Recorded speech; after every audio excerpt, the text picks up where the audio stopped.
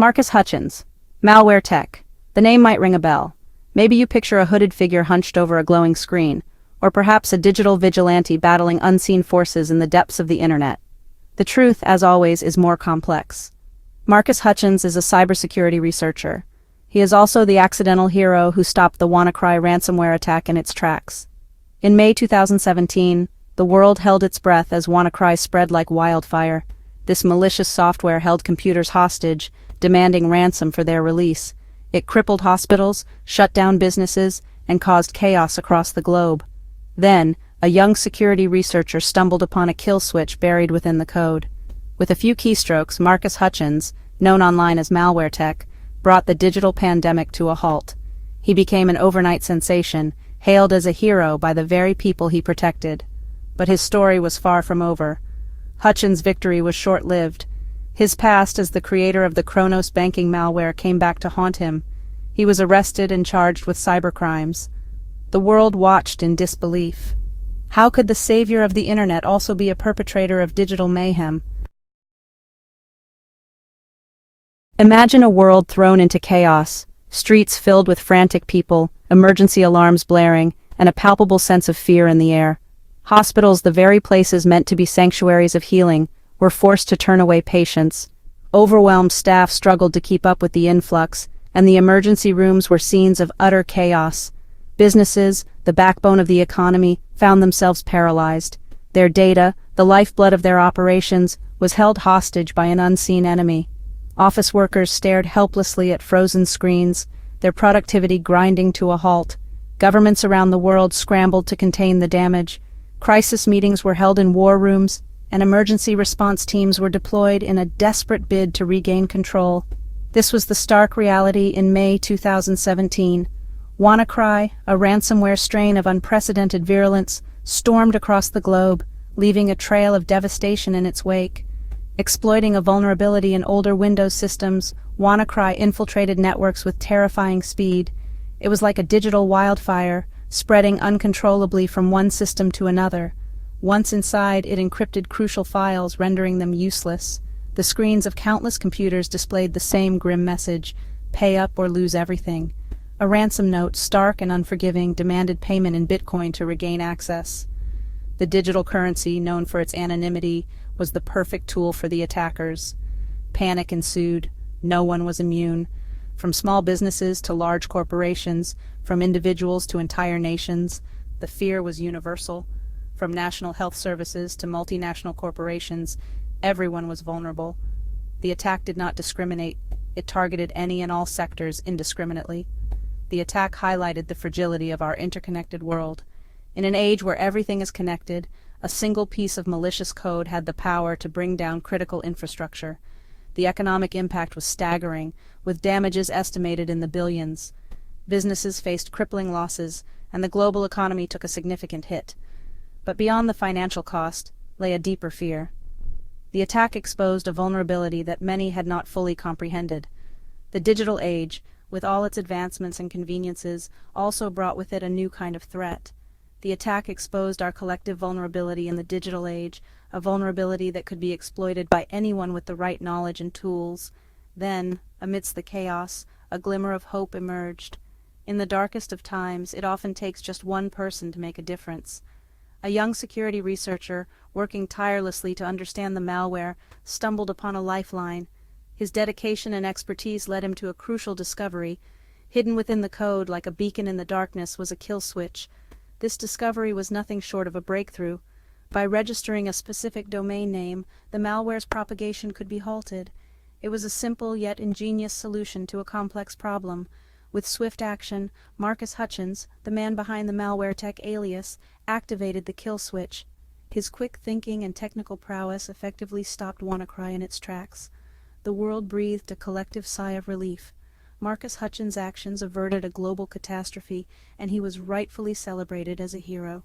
His story serves as a reminder of the power of individual action in the face of global crises. The world celebrated Marcus Hutchins as a hero.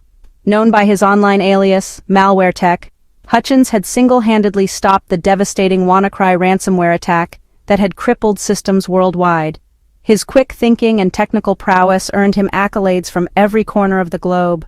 He was lauded by media outlets, praised by security experts, and even received a personal thank you from then-President Donald Trump. The cybersecurity community hailed him as a savior, a beacon of hope in a world increasingly threatened by cybercrime. But fate, it seemed, had other plans. Just months after his heroic act, Hutchins found himself on the wrong side of the law. The very community that had once celebrated him was now in shock as news broke of his arrest. His past as the creator of Kronos, a potent banking Trojan, resurfaced. Kronos was a piece of malware designed to steal banking credentials and financial information, causing significant financial damage to its victims. The FBI arrested him in Las Vegas, charging him with multiple cybercrimes related to Kronos's development and distribution. The arrest was a dramatic turn of events, casting a shadow over his recent heroism. The news sent shockwaves through the cybersecurity community. Many were left grappling with the dichotomy of Hutchins' actions. How could the man who saved the internet also be responsible for creating such a destructive tool? How could the savior of the internet also be a perpetrator of digital mayhem? The revelation was a bitter pill to swallow for those who had placed him on a pedestal. The charges against him painted a starkly different picture. Prosecutors alleged that Hutchins had not only created Kronos but had also been involved in its distribution, profiting from the chaos it caused. They accused him of creating and selling Kronos, a malware designed to steal banking credentials and financial information.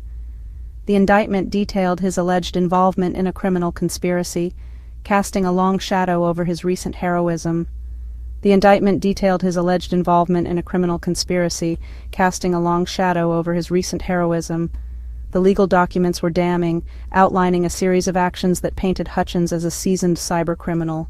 Hutchins maintained his innocence, claiming he had written the code for Kronos but had not been involved in its distribution.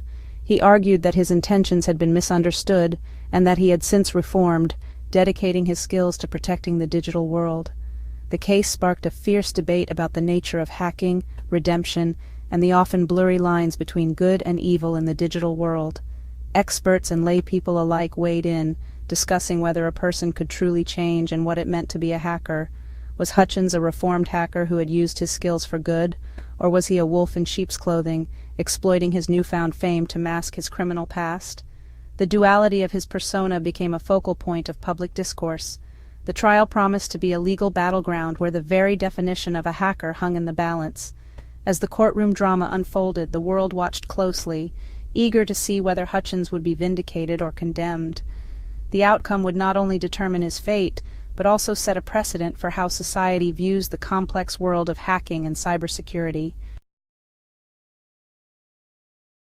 The courtroom became a stage where two narratives collided, each vying for dominance in the quest for justice. The prosecution presented Hutchins as a skilled cybercriminal who had created and profited from a dangerous malware, painting him as a mastermind behind a nefarious scheme.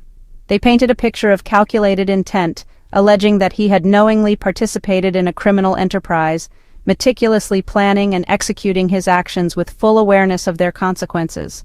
The defense countered, portraying him as a brilliant but misguided young man who had used his skills for both good and bad, a genius who had strayed from the right path but had the potential for redemption. They argued that he had written the code for Kronos out of curiosity and had long since abandoned any malicious intent, emphasizing his youthful naivety and the transformative journey he had undergone since then. The cybersecurity community rallied behind Hutchins, showing a united front in support of one of their own. Security researchers, ethical hackers, and industry professionals spoke out in his defense, attesting to his character and contributions, highlighting his efforts to make the digital world a safer place. They argued that his work on WannaCry demonstrated his commitment to protecting the internet, showcasing his ability to turn his skills towards the greater good. They emphasized the importance of his research and the value of ethical hacking in strengthening cybersecurity, underscoring the necessity of such work in an increasingly digital age. The outpouring of support highlighted the complex relationship between the cybersecurity community and law enforcement, a relationship often characterized by mistrust and misunderstanding, yet also by a shared goal of maintaining security. After a lengthy legal battle, Hutchins accepted a plea deal, a decision that weighed heavily on him and his supporters. He pleaded guilty to 1 count of conspiracy to distribute Chronos and 1 count of advertising the malware, a compromise that reflected the complexities of his case. While this avoided a potentially lengthy prison sentence, it did not erase the stain on his reputation, a mark that would follow him for years to come. The judge, however, acknowledged Hutchins's role in stopping WannaCry, ultimately sentencing him to time served and 1 year of supervised release, a decision that balanced justice with mercy.